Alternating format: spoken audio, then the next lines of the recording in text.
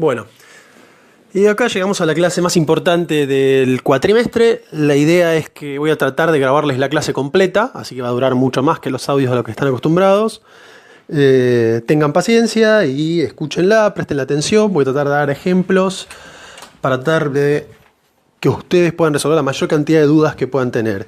Independientemente de esto, como les reiteramos con los profesores en todas las clases, las dudas que tengan, manden mail al correo que tienen de cada uno de sus profesores, ¿sí? Les pido por favor que tengan un contacto aceitado con los docentes, porque es la única manera de que podamos resolver dudas en un contexto donde no nos vamos a estar viendo. Bueno, en la clase, el objetivo de esta clase es que ustedes puedan determinar cómo se determina si un Estado ha violado o no una obligación internacional, de modo de poder generar su responsabilidad internacional por violar derechos humanos, ¿sí? Nosotros vamos a estar hablando siempre de responsabilidad internacional. La responsabilidad a nivel interno es algo que posiblemente lo van a ver cuando cursan derecho administrativo. A nosotros nos van a interesar la responsabilidad internacional del Estado por violar derechos humanos. Y al ser responsabilidad internacional, los elementos de la responsabilidad internacional por violar derechos humanos son los mismos que en los casos de cualquier violación del derecho internacional. Por lo tanto, es necesario que se den dos elementos. Por un lado, la violación de una obligación internacional, y por el otro, que esa violación tiene que ser atribuible al Estado, ¿sí? Lo que vamos a llamar los criterios de atribución de responsabilidad. La violación de la obligación internacional, en nuestro caso, al ser violación de tratados de derechos humanos, nos va a interesar en particular la Convención Americana sobre Derechos Humanos, que es el tratado más importante que vamos a manejar en el curso, porque es el que habilita a denunciar al Estado argentino ante la Comisión Interamericana de Derechos Humanos y con posibilidad de llegar después a la Corte Interamericana de Derechos Humanos. Pero el análisis de los elementos de la responsabilidad internacional se aplican a cualquier tratado de derechos humanos, ¿sí? El mismo análisis que vamos a analizar hoy pensando en la Convención Americana, se puede usar para el Pacto Internacional de Derechos Civiles y Políticos, ¿sí? Para el Pacto Internacional de Derechos Económicos, Sociales y Culturales. Si bien en algunos casos vamos a ir viendo a lo largo del curso que hay matices, los elementos de la responsabilidad internacional son los mismos en todos los casos. La violación de la obligación internacional puede ser tanto por acción como por omisión. En general, la responsabilidad del Estado va a ser por acción, por algo que el Estado haga. Pero hay casos donde la responsabilidad se origina por omisión, ¿sí? Un ejemplo muy claro de esto es el caso este que ustedes han visto en Derecho Constitucional, Ekmejian contra Sofovich. ¿Se acuerdan que era sobre derecho a réplica? No sé si lo recuerdan. El caso era que Ekmejian quería responder a algunas frases que se habían dicho en un programa de Sofovich, y como el derecho a réplica o rectificación de respuesta no estaba reglamentado en la Argentina, le decían que no tenía derecho a hacerlo. Y ahí la Corte Suprema en 1992, a partir de una opinión consultiva de la Corte Interamericana, que ya venía reconociendo la existencia del derecho a réplica, que específicamente está contenido en un artículo de la Convención, la Corte lo que termina diciendo es, bueno, nosotros tenemos la obligación, como máximo tribunal argentino, de evitar la responsabilidad internacional del Estado. En este caso, la Convención Americana reconoce un derecho y la Argentina no reglamentó cómo ese derecho se ejerce. Entonces nosotros no podemos, por esta omisión de alguno de los poderes del Estado, en este caso el Poder Ejecutivo, de cómo reglamentar cómo se iba a ejercer la réplica, decir que el mexicano tiene el derecho. Entonces, la omisión del Estado de reglamentar el ejercicio del derecho es lo que le generaba la responsabilidad. Más allá de eso, nosotros en la mayoría de los casos vamos a tener responsabilidad por acción, ¿sí? Por algo que el Estado hace. Y ahí nos detenemos en un punto fundamental, que es analizar, bueno, ¿cuándo el Estado está violando una obligación internacional? ¿Sí? Y en particular, acá nos interesa ver qué tipos de obligaciones van a tener en materia de derechos humanos los Estados, qué tipo de obligaciones se desprenden de los tratados de derechos humanos, partiendo de la base que los tratados de derechos humanos no son idénticos al resto de los tratados internacionales. Tienen algunas particularidades que los diferencian.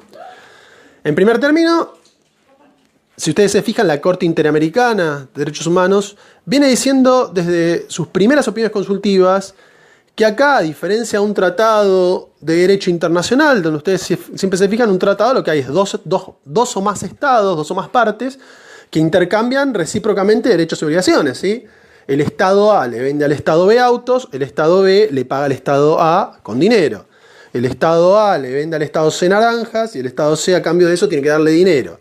Es un tratado donde hay un intercambio recíproco de obligaciones. Los tratados de derechos humanos no son eso. ¿Por qué?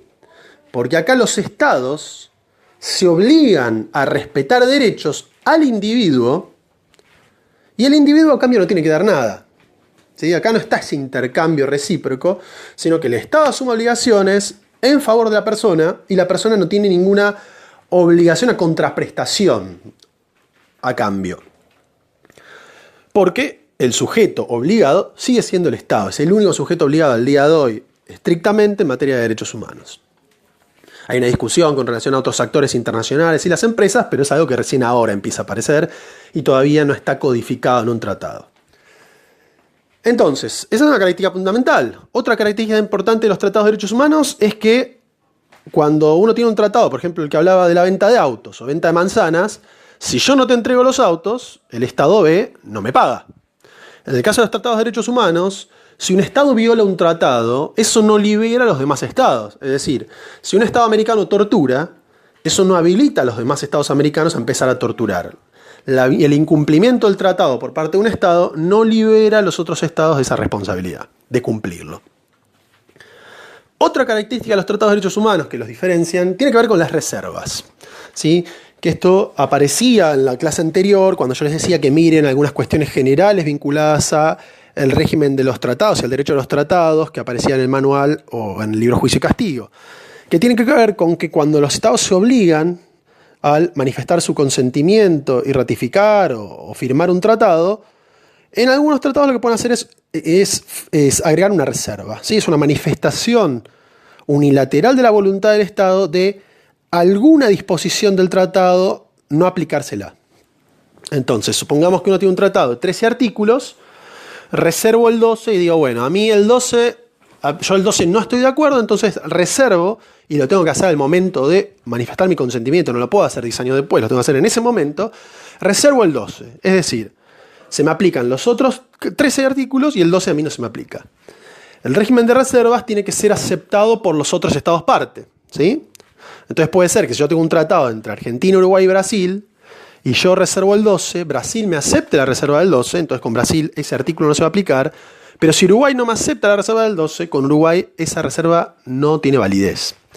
Bueno, los tratados de derechos humanos en general no aceptan reservas, ¿sí? Van enteros, el Estado lo ratifica entero o no entra. La Convención Americana sobre Derechos Humanos, que es un tratado de la década del 60, sí admitía reservas, acepta que hagan reservas, y el Estado argentino ha hecho reservas cuando se obligó con la Convención Americana, en particular con relación al artículo 21, que tiene que ver con el derecho a la propiedad, ¿sí? Y ahí vamos a ver cuando lleguemos a algunas clases, cómo la Corte va a interpretar la validez de esa reserva. ¿Sí? En general, las reservas se van a interpretar con un criterio muy restrictivo, ¿sí? Tratar de darle el alcance más restrictivo posible para no privar a ese derecho de efectos jurídicos. Pero eso lo vamos a ver más adelante. Una última cuestión vinculada a los tratados de derechos humanos que los hace diferentes a otros y me parece importante, tiene que ver con cómo se interpretan, ¿sí? La Corte Interamericana viene diciendo ya desde hace un par de décadas que los tratados de derechos humanos son instrumentos vivos, ¿sí? ¿Y eso qué significa? Que la interpretación que se haga en el 2020 de un artículo de la Convención Americana tiene que ser evolutiva. Uno no puede interpretar la Convención Americana únicamente teniendo en consideración lo que los estados querían en 1969. ¿Por qué? Porque pasaron 50 años y hubo cambios en la sociedad, hubo cambios en el derecho, que hicieron que algunas cuestiones que por ahí en 1969 no se pensaron, hoy en día sí se piensen. Y les doy un ejemplo de cómo se interpreta la Convención Americana evolutivamente. El derecho de los pueblos indígenas, ¿sí? En 1969, para los estados americanos, los pueblos indígenas no eran un problema, ¿sí? No les interesaba reconocer derechos y yo creo que en ningún lugar del mundo le estaban reconociendo derechos a los pueblos indígenas. Ahora, ¿qué pasa? 40 años después, la Corte Interamericana le empiezan a llegar casos de pueblos indígenas que reclaman que los estados no les dejan titular las tierras de las cuales son dueños de manera colectiva, ¿sí? Hay pueblos indígenas que dicen, este territorio ancestral nuestro es de la comunidad, no es de cada uno, sino que es de todos, entonces no queremos una escritura para cada uno de los miembros del pueblo, sino que queremos una única escritura para toda la comunidad, para todo el pueblo. ¿Y qué pasa? Muchos estados no tenían previsto eso. Entonces llegan a denunciar al sistema interamericano. ¿Qué utilizan? El artículo 21 que les hablaba. Pero el artículo 21 de la convención, si lo leen, van a ver que dice propiedad privada. ¿Por qué? Porque en 1969 no pensaban en propiedad colectiva. ¿Pero qué hace la Corte? La Corte dice, bueno, yo lo estoy interpretando hoy. Y hoy en día, el primer caso que lo hace es un caso contra Nicaragua, la Corte dice, Nicaragua en su derecho interno reconoció que existe un derecho a la propiedad colectiva de las tierras. Hay tratados en materia de pueblos indígenas que hablan de propiedad colectiva de la tierra. Entonces, en definitiva, dice, yo puedo interpretar el 21 de manera evolutiva y considerar que, pese a que la Convención Americana dice propiedad privada, el artículo 21 también protege la propiedad colectiva. Y esta ley de interpretación evolutiva es muy interesante, porque si no, uno tendría que estar modificando el tratado cada 5 o 10 años para actualizarlo a problemas nuevos que hay en el mundo. Si usted piensa en el medio ambiente, en 1969 no era un problema, nadie discutía derechos del medio ambiente. Derechos de las personas trans o de los colectivos LGTBI, eso en 1969 no se discutía, y ahora sí. Entonces la Corte tuvo que interpretar todos estos nuevos derechos a la luz de un tratado que tiene casi 50 años. Entonces, en materia de derechos humanos, esto es muy importante. Que tiene un riesgo, ¿sí? Ustedes piensen que esta interpretación evolutiva la Corte la deriva del artículo 29b de la Convención, que les pido por favor que lo lean, donde ahí lo que dice la Convención Americana es que no se puede interpretar los derechos de la Convención en un sentido más restrictivo que el que los propios estados le han dado en su derecho interno, ya sea sancionando leyes o ratificando otros tratados. Y acá también esto es importante, porque, por ejemplo, supongamos, la Argentina tenía una ley de derechos del niño muy básica, hasta hará unos 15 años, ¿sí? Que reconocía muy pocos derechos, que se basaba en la idea del patronato, ¿sí? La idea del niño objeto. Ahora, cuando Argentina ratifica la Convención sobre Derechos del Niño, hay un catálogo de derechos impresionante en ese tratado. Entonces, ¿qué hace la Corte? Dice, bueno, yo la Convención sobre Derechos del Niño, dice la Corte Interamericana, no la puedo usar, porque no es un tratado de los Estados americanos que me da competencia. Yo nada más agarro la Convención Americana. Entonces, ¿qué voy a hacer? Voy a interpretar la Convención Americana, el artículo 19, que si lo leen van a ver que tiene 2 líneas, a la luz de la Convención sobre Derechos del Niño. ¿Por qué? Porque el 29 me dice que en este caso, si la Argentina le dio a los derechos del niño un alcance mucho mayor que lo que dice la Convención Americana, ratificando otro tratado, y con posterioridad Argentina va a sacar una ley de derechos de los niños, niñas, adolescentes, con mucho más derechos también, la Corte Interamericana no puede darle un contenido menor a ese derecho al que el propio Estado le quiso dar, porque estamos hablando de garantizar más los derechos, ¿sí? Bueno, todas estas cuestiones de interpretación son útiles tener en la cabeza al momento de pensar los casos de derechos humanos. Y ahora vamos a unos puntos centrales, que tienen que ver con cuáles son las obligaciones en materia de derechos humanos. Y en el caso nuestro, vamos a utilizar, como decía antes, la Convención Americana, y las obligaciones generales de los tratados van a salir del artículo 1.1 y 2 de la Convención Americana, ¿sí? El 1.1 específicamente reconoce la obligación de respetar los derechos humanos y después la obligación de garantizar su goce y ejercicio sin discriminación, etcétera, etcétera.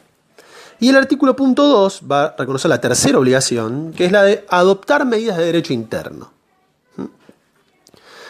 Estas tres obligaciones, respetar, garantizar, adoptar medidas, están en todos los tratados de derechos humanos, a veces con otras denominaciones, ¿sí?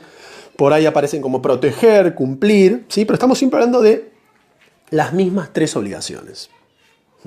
Ahora, ¿qué significa respetar los derechos humanos? ¿Qué significa garantizarlos? Porque si lean por favor el 1.1 y van a ver que la Convención Americana no dice qué significa. La Convención Americana dice nada más, los estados tienen la obligación de respetar y garantizar el libre gozo y ejercicio, pim, pim, pum. Pero no dice de qué se trata. Entonces, para interpretar el artículo 1.1 de la Convención Americana, lo que tenemos que hacer es ver qué dijo la Corte Interamericana, qué significa ese artículo. ¿Por qué? Porque la Corte Interamericana es la única intérprete del texto convencional, porque los estados quisieron que así sea cuando crearon el sistema de la Convención Americana. Y esto es un tema muy importante para la clase anterior, cuando hablábamos de Fontevecchia, ¿sí? Porque ahí recuerden que la Corte Suprema Argentina se pone a determinar cuál era la interpretación que había que hacer del término reparación del artículo 63 de la Convención Americana. Cuando la única intérprete del artículo 63 de la Convención Americana es la Corte Interamericana, no la Corte Suprema Argentina. Entonces es un punto fundamental entenderlo. Hay una excepción, que es si la Corte Interamericana nunca dijo nada sobre un artículo del tratado, bueno, no hay interpretación posible, entonces ahí el Estado sí tiene un margen para tratar de interpretarlo. Ahora, si la Corte Interamericana dijo el artículo 8 dice blanco, después un Estado no puede venir y decir el artículo 8 dice negro, porque ya hay una interpretación de la Convención Americana hecha por el órgano de aplicación del tratado, que los Estados crearon, que es la Corte Interamericana de Derechos Humanos, ¿sí? Entonces, para ver qué dijo la Corte Interamericana con relación a la obligación de respetar y garantizar, hay que mirar, en principio, el fallo Velázquez Rodríguez. El caso Velázquez Rodríguez es muy importante, primero porque es la primera sentencia importante que dicta la Corte Interamericana, analizando el fondo de un derecho de la Convención Americana. En realidad fue la segunda, pero bueno, la primera de la Corte, que es el caso del asunto Viana Gallardo, se abstiene después de resolverlo. Entonces Velázquez Rodríguez es el primer caso, el caso hondureño, porque es un conjunto de casos de Honduras que trata al mismo tiempo. Velázquez Rodríguez y otro caso se llama Godínez Cruz. En Velázquez Rodríguez lo que tiene de muy bueno ese caso, y por eso nosotros se los mandamos para que lo lean enteros, primero porque no es muy largo, y segundo porque la Corte en una época tenía muy poco trabajo. Piensen que estamos hablando de fines de la década del 80, es decir, muy pocos estados, la mayoría de los estados americanos recién salían de las dictaduras, algunos todavía estaban con gobiernos dictatoriales, entonces pocos habían ratificado el tratado, entonces eran pocos los estados que se los podía denunciar por violar la Convención Americana y llegar a la Corte.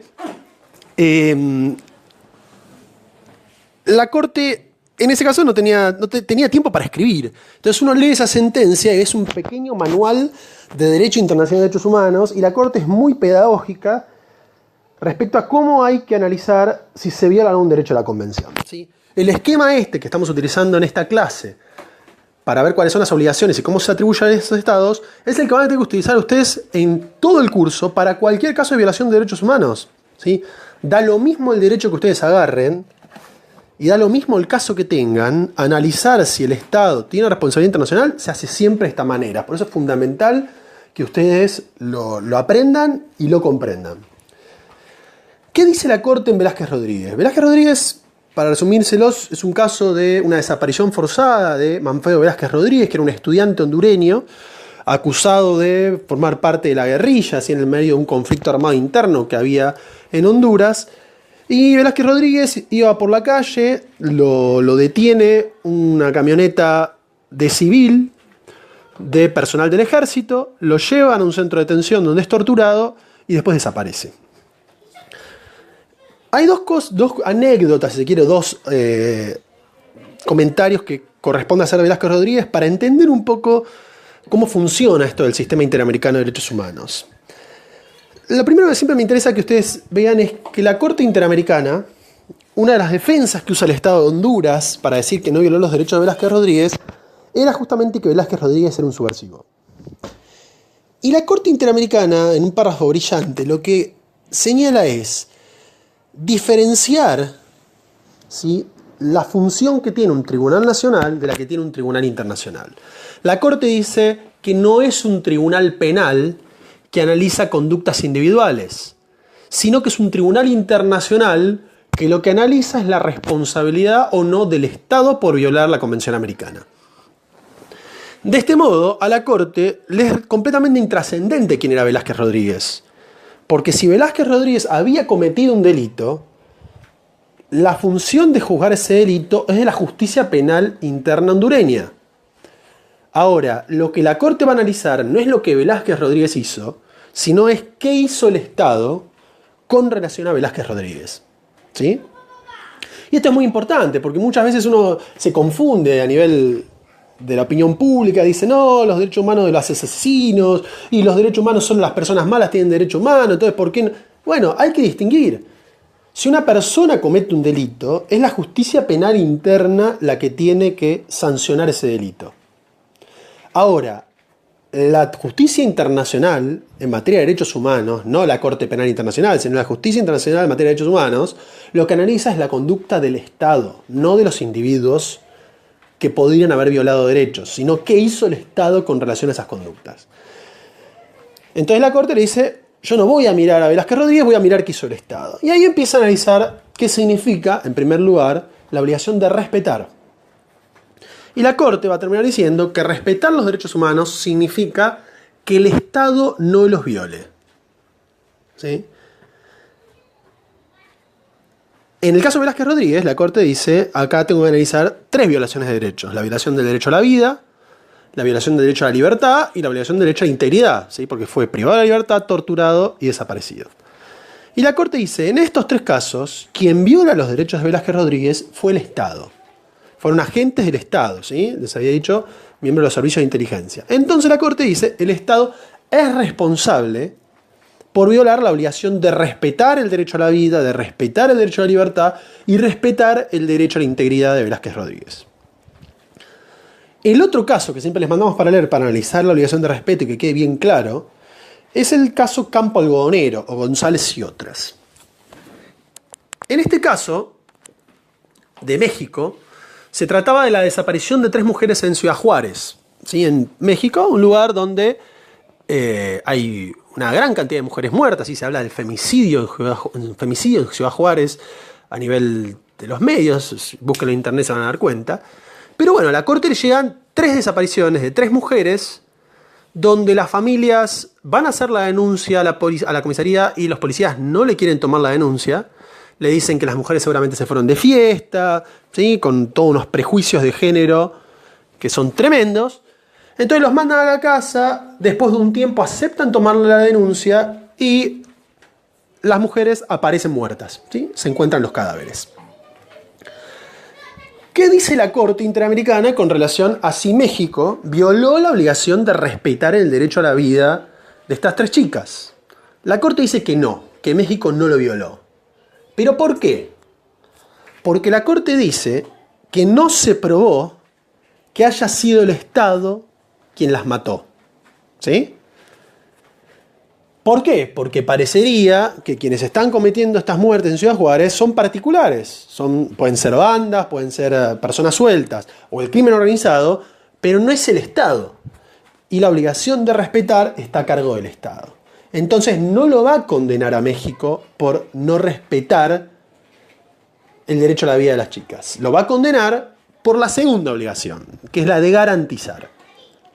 Y esto es importante, porque esto no es un juego donde si yo consigo 10 violaciones de derechos humanos es mejor. ¿Sí? Uno, para determinar la responsabilidad del Estado, le alcanza con encontrar la violación de una obligación y de un derecho.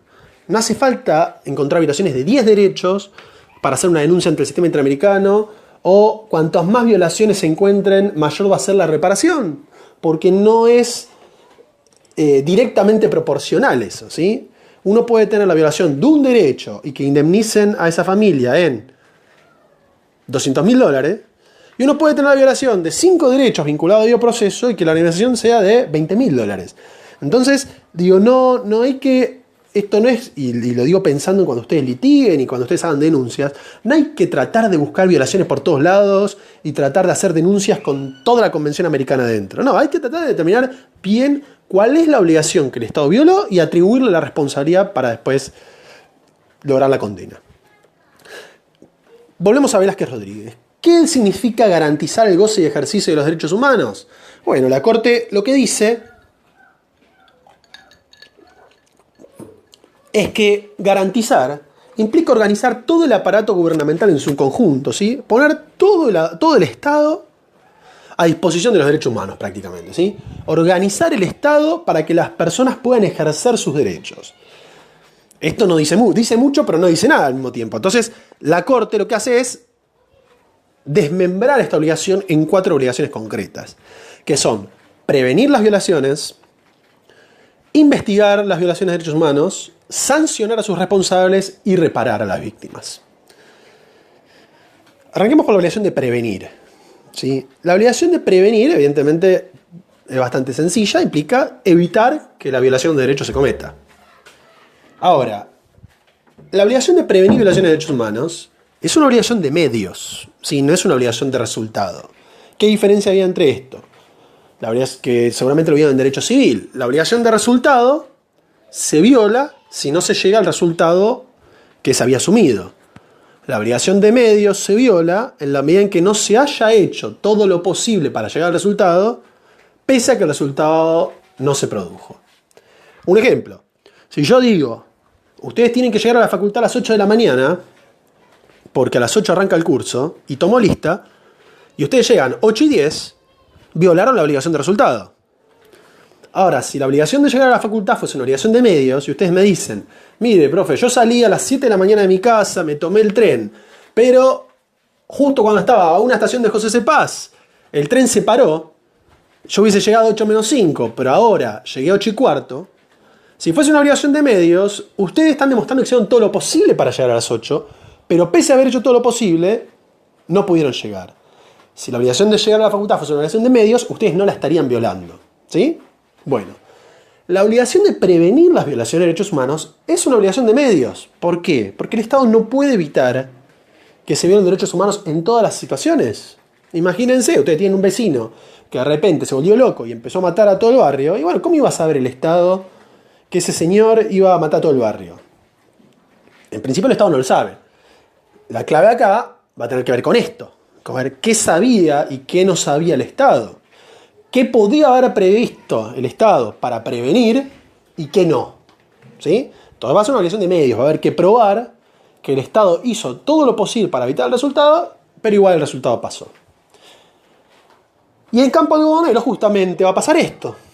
La Corte le va a decir a México que el Estado tuvo conocimiento de que estas chicas podían ser víctimas de violaciones del derecho a la vida, a la integridad y a la libertad, cuando las familias fueron a hacer la denuncia, y pese a eso no hizo nada.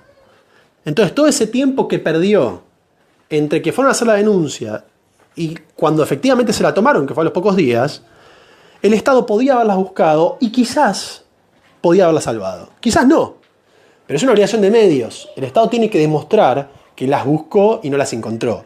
Y en este caso lo condena a México porque le dice, usted no las buscó. Entonces viola la obligación de garantía porque no logró prevenir que se violen sus derechos. Lo mismo que le decía antes, estas obligaciones piénsenla para todos los derechos humanos, no piensen nada más prevenir el derecho a la vida, prevenir el derecho a la libertad, prevenir el derecho a la integridad. Piensen también cómo se previenen violaciones del derecho a la educación, cómo se previenen violaciones del derecho a la salud, ¿sí? ¿Cómo se hace esto? Y se hace de muchísimas maneras. Se puede hacer con leyes, ¿sí? Una forma de prevenir históricamente para la Corte Interamericana fue el Código Penal. Si uno tipifica delitos, se supone que la gente no va a violar derechos porque después de eso viene una condena penal. Hay mucha discusión en derecho penal sobre si esto efectivamente es así, pero la Corte Interamericana, que está acostumbrada a juzgar crímenes muy graves, y en esos crímenes muy graves la sanción penal es medio ineludible, a diferencia de crímenes de mayor intrascendencia que uno podría pensar que el derecho penal no tiene ninguna función útil en esos casos. En caso de crímenes contra la humanidad, tortura, desaparición, ejecuciones, que es lo que le toca a la Corte Interamericana, ahí la Corte siempre recalcó que hay que condenar a los responsables. Pero prevenir las violaciones no se hace nada más con leyes y con código penal, se hace con políticas públicas, ¿sí? Por ejemplo, en la época que nos toca, cómo se previenen las muertes con relación al coronavirus invirtiendo en salud. La falta de inversión en salud por parte del Estado es una violación del deber de prevenir. ¿Sí? Entonces, ¿cómo se invierte en derecho a educación? Construyendo escuelas. Uno construye escuelas y con eso hay más vacante y con eso previene que un niño no se pueda quedar sin poder concurrir a la escuela. ¿Sí? Entonces piensen, hay muchísimas medidas que puede tomar el Estado con capacitación, con educación. ¿Sí? Uno previene. ¿Cómo se previenen violaciones del derecho a la igualdad? ¿Sí? ¿Cómo se evita que haya discriminación contra determinados colectivos con educación? Si uno educa en la escuela de chicos a los niños y niñas, cuando esas personas sean adultas, uno espera que sean mucho más tolerantes y que puedan aceptar las diversidades y no discriminar. Bueno, eso es, y ahí efectivamente no hay código penal, no hay nada. Es educación y en el mediano plazo uno espera tener efectos positivos, pero con educación en derechos humanos uno logra evitar violaciones de derechos humanos. ¿Cómo se previenen las violaciones de derechos humanos de la policía? Con capacitación, ¿sí? También. Ahora, cuando esto fracasa y no se pudo prevenir, vamos a la segunda obligación que se desprende del deber de garantía, que es investigar. El Estado tiene que investigar qué es lo que pasó, identificar a los responsables y sancionarlos. También, una violación de medios la investigar. ¿Por qué? Porque hay veces que el Estado no va a poder determinar qué es lo que pasó en un caso. ¿Sí? Ustedes supongan que van en bicicleta a la facultad, dejan la bicicleta estacionada en la puerta, la atan a una cadena y entran al curso. Cuando salen, la bicicleta no está. Dicen, oh, me roban la bicicleta. ¿Sí? Una violación del derecho a la propiedad. Bueno, voy y lo denuncio en la comisaría. Le digo, mira, me roban la bicicleta. Y va al comisario y dice, bueno, a ver, no hay cámaras en la vereda, así que no puedo ver en tiempo real qué es lo que pasó. No hay testigos, porque eran las 10 de la noche y no había nadie en la calle. Entonces dice el comisario, no tengo forma de saber quién te pudo haber robado la bicicleta. Entonces en ese caso, el Estado, pese a que por ahí quiso investigar, no va a llegar al resultado de determinar qué es lo que pasó. Entonces el deber de investigar es una obligación de medios también. Ahora, el sistema interamericano, a lo largo de los diferentes casos que ha tenido en todos estos años de existencia, ha establecido algunos parámetros que hay que cumplirse para cumplir con esta obligación de medios, ¿sí? Que se lo pueden resumir con lo que se denomina el estándar de la debida diligencia, ¿sí? La investigación tiene que haberse hecho diligentemente. Y ahí va a haber que ver caso a caso qué implica que haya sido diligente. Por ejemplo, en el caso de Campo Algodonero, una investigación diligente implica que donde encuentran los cadáveres, esa prueba se recolecte bien. Si encuentran 3 cuerpos y van 10 policías y lo pisan, entran los periodistas y lo pisan, entonces toda la prueba queda contaminada, es imposible para hacer un ADN. Si la ropa de las chicas es tomada sin ningún tipo de protección, ese test después también va a dar mal, porque van a haber 45 huellas digitales. Entonces, eso la Corte en determinados casos, de acuerdo a las particularidades del caso, va diciendo cómo tiene que hacerse una investigación diligente, ¿sí? Bien, y después llegamos a la sanción. La sanción también es una obligación de medios, porque el Estado no puede comprometerse a sancionar a todo el mundo, porque hay veces que no va a saber a quién sancionar, porque no encontró a los responsables. Sin embargo, la Corte dice, estas obligaciones tienen que ser adoptadas con seriedad por parte del Estado. Por ejemplo, les doy 2 casos donde la Corte analizó el deber de sancionar. Uno es Goiburu contra Paraguay, que es un caso vinculado al Plan Cóndor, donde se analizaba la desaparición de personas en cooperación entre Argentina y Paraguay. El acusado por estos crímenes en Paraguay durante la dictadura era Stroessner. El tema es que Stroessner estaba exiliado en Brasil. Entonces, cuando Paraguay quiere investigar a Stroessner, quiere juzgarlo, pide la extradición. Después no hace nada y Stroessner se muere por la edad, porque era un tipo con una edad muy avanzada. Entonces, ante la Corte, Paraguay dice, mire, yo cumplí con la obligación de investigar. Hice lo que pude y se me murió porque era un hombre muy grande. Y la Corte le dice, no, investigar es una obligación de medios, y si bien usted inició el proceso de extradición, después no hizo nada para acelerarlo, y no hizo nada para tratar de que efectivamente Brasil lo extradite antes de que se muera. Entonces por eso lo condena. Otro aspecto del deber de sancionar tiene que ver con qué tipo de sanción. Y acá va a depender también del derecho, porque la obligación de sancionar una violación de derechos humanos también se aplica a todos los derechos, ¿sí?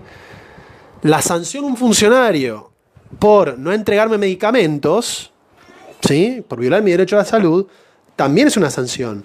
La sanción a un policía, ahora que vimos por la tele, estos gendarmes que a la gente que no viola la cuarentena le hacen hacer flexiones, ahí también va a haber una sanción. Ahora, la sanción por violar un derecho humano no siempre tiene que ser la cárcel. Ustedes no siempre tienen que pensar en sanciones penales.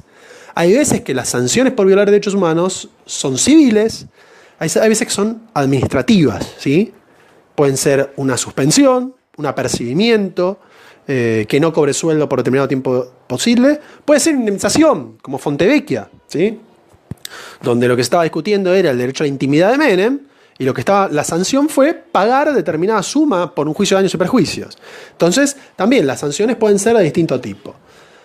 Lo que sí va a decir la Corte es que los estados tienen que sancionar también como un deber propio, y ahí va a analizar, si bien no lo hace, porque ahí roza los límites de su competencia, lo vamos a ver cuando hablemos de cuarta instancia, la Corte dice que la sanción tiene que ser proporcional a la violación del derecho, ¿sí?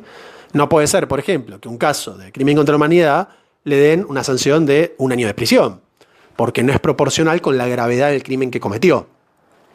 Hay un caso que se llama Vargas Areco contra Paraguay, donde un chico, un adolescente que estaba haciendo el servicio militar obligatorio en Paraguay, se quiere escapar, no quiere seguir, y un miembro del ejército le pega un tiro por la espalda cuando quiere escaparse.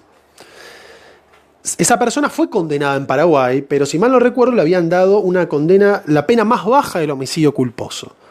Entonces la Corte, si bien no va a decir que Paraguay violó la Convención Americana por haberle aplicado una pena tan baja, aclara que al momento de sancionar los estados tienen que tratar de analizar esta proporcionalidad ante gravedad del delito y monto de la pena que le va a aplicar.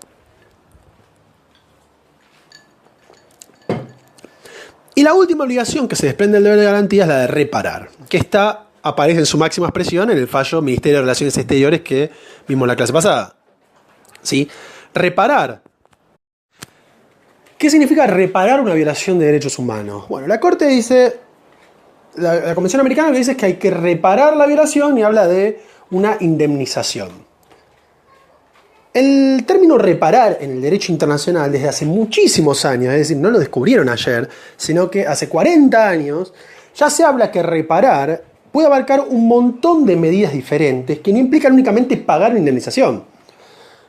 Para empezar, la violación de una obligación internacional, incluida la violación de una obligación internacional en materia de derechos humanos, la medida de reparación principal que hay que hacer es dejar de violar la obligación, ¿sí? Lo que se llama la cesación. Lo primero que hay que hacer es parar de violar.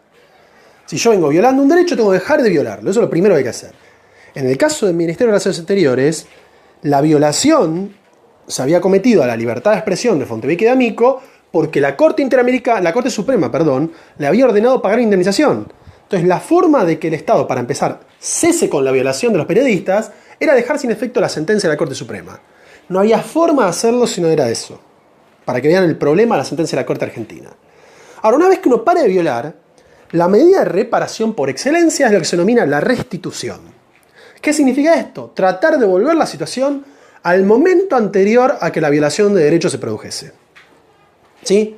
Entonces, si yo tengo una persona detenida, la restitución es volver a que esté en libertad. Si yo tengo una persona que pagó mal o pagó de más, la restitución es devolverle esa plata, ¿sí? Volver al día anterior. ¿Qué problema hay con la restitución en casos de derechos humanos? Que esto es advertido por la Corte Interamericana y mal advertido por la Corte Suprema en el caso del Ministerio de Relaciones Exteriores. La Corte Interamericana dice, hay casos donde la restitución es imposible. Y eso pasó casi siempre en la Corte Interamericana, porque la Corte Interamericana durante los primeros 30 años prácticamente se dedicó a litigar casos de tortura, ejecuciones extrajudiciales, asesinatos y desaparición forzada de personas. Y claro, todos esos casos no tienen vuelta atrás. Una persona que está muerta no la puedo revivir. Una persona que fue torturada no puedo volver al día antes de que lo torturen. Una persona desaparecida es casi imposible encontrarla después de 50 años.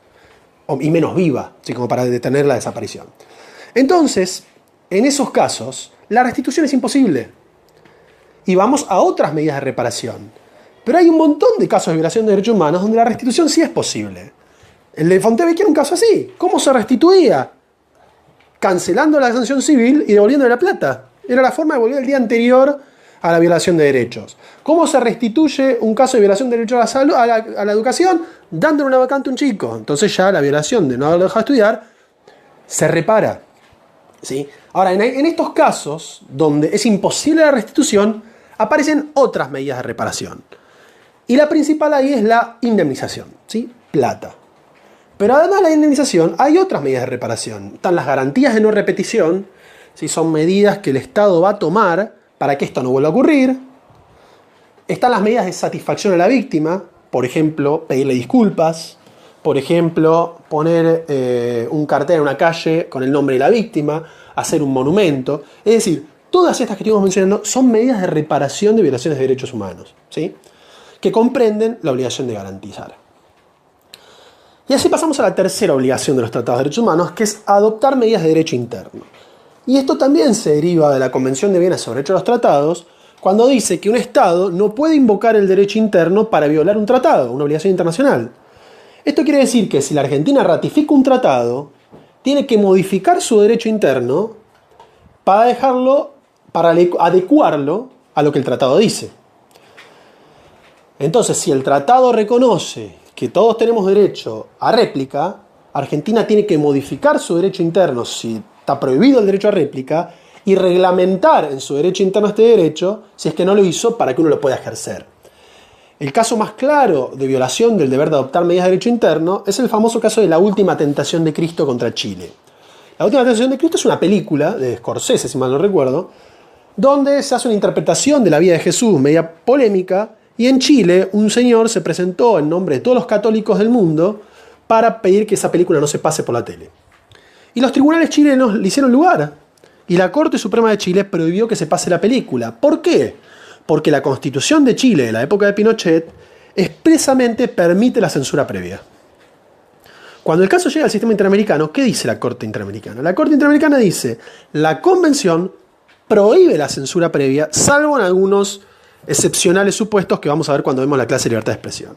Entonces lo que dice es, Chile, al momento de que ratificó la Convención Americana, tenía que haber adecuado su derecho interno, por el artículo 2, a lo que dice la Convención. ¿Y qué implica esto? Modificar su Constitución.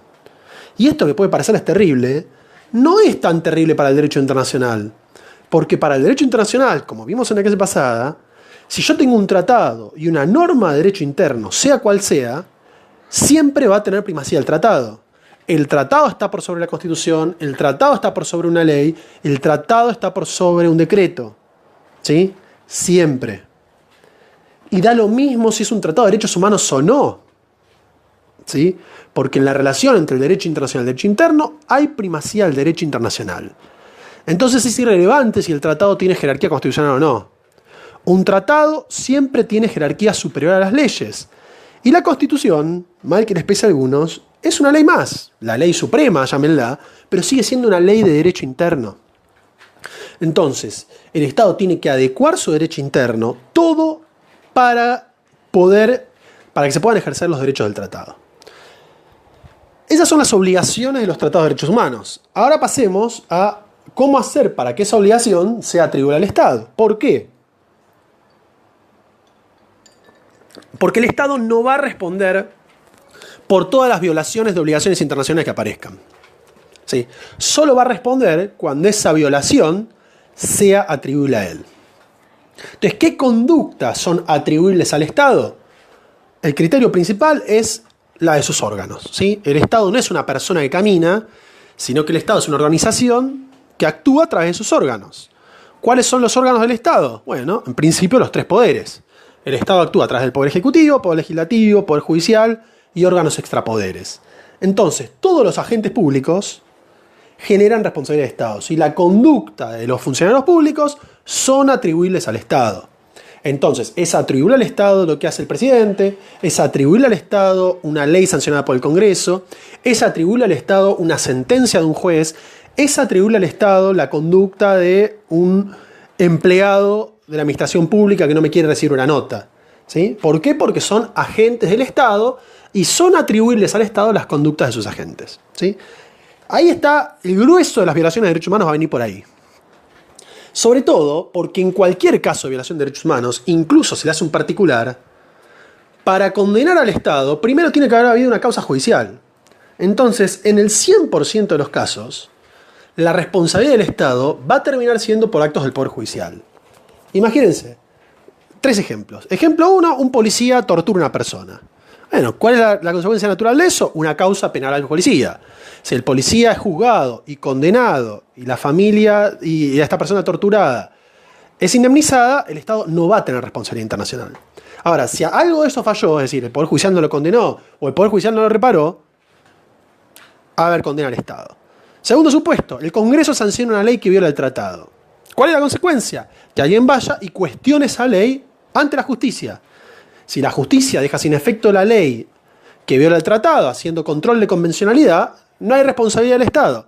Ahora, si la justicia convalida la ley, va a haber responsabilidad del Estado. Tercer ejemplo. Una persona mata a otra, ¿sí? No un funcionario, un vecino de ustedes que no tiene nada que ver. Mata a una persona, ¿cuál es la consecuencia de eso? Una causa penal por homicidio contra esa persona. Si esa persona es juzgada y condenada, no va a haber responsabilidad del Estado.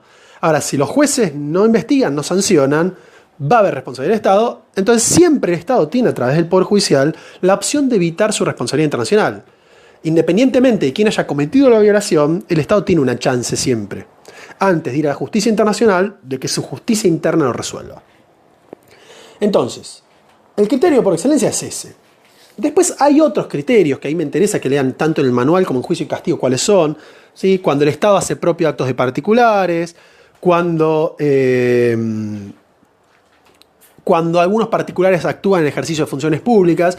Esos léanlos, apréndanlos, no me interesan tanto como el que viene ahora, que es cuando particulares actúan con apoyo, tolerancia o aquiescencia del Estado. Y ahí es donde nosotros le mandamos el caso de la masacre de Pueblo Bello para leer. ¿Por qué? Porque ese es uno de los tantos casos que ha tenido Colombia en la Corte Interamericana a raíz del conflicto armado que hay en Colombia. Para resumirles muy rápidamente, el conflicto armado en Colombia originalmente tenía dos partes, ¿sí? La guerrilla, o las guerrillas porque eran varias, y el Estado. Y en un determinado momento el Estado autoriza a formar autodefensas, ¿sí? Autoriza que los particulares se armen una especie de patrulla para defenderse de la guerrilla. El tema es que esas autodefensas terminaron siendo grupos paramilitares. Entonces, funcionando, el conflicto armado tiene la guerrilla, los paramilitares y el Estado, ¿sí? Y los tres están cometiendo violaciones de derechos en el marco del conflicto, muchísimas violaciones de derechos. Todos estos casos, o algunos de estos casos, fueron llegando a la Corte Interamericana. En una primera instancia, la Corte Interamericana, en los primeros casos de matanzas de paramilitares, cometidas por paramilitares, la Corte Interamericana lo va a condenar al Estado de Colombia, porque si bien las conductas las hacían paramilitares, la Corte lo que va a decir es que estos paramilitares actuaron con el apoyo o la tolerancia al Estado. ¿Por qué? Primero porque el Estado los creó, porque el Estado por ley autorizó que se armen. Segundo, porque el Estado los entrenaba. Tercero, porque muchas veces el Estado les liberaba zonas para que los paramilitares vayan y cometan matanzas. Entonces ahí lo que dice es que hay un apoyo, una tolerancia del Estado a los paramilitares, entonces el Estado les atribuye esas muertes generadas por los paramilitares. Ahora, ¿qué pasa en Pueblo Bello? En determinado momento, Pueblo Bello es otra de estas matanzas cometidas por paramilitares. ¿Pero qué pasa? En determinado momento el Estado dice, bueno, basta. Vamos a desarmar a los paramilitares y deja sin efecto esta ley que autorizaba que se armen. Y empieza a perseguir penalmente a los paramilitares que cometen delitos y empieza a sacarle las armas. Pese a eso, sigue habiendo paramilitares en Colombia que cometen delitos. Entonces, cuando el caso llega a la Corte Interamericana, el Estado dice, bueno, pará, yo ya no los ayudo más.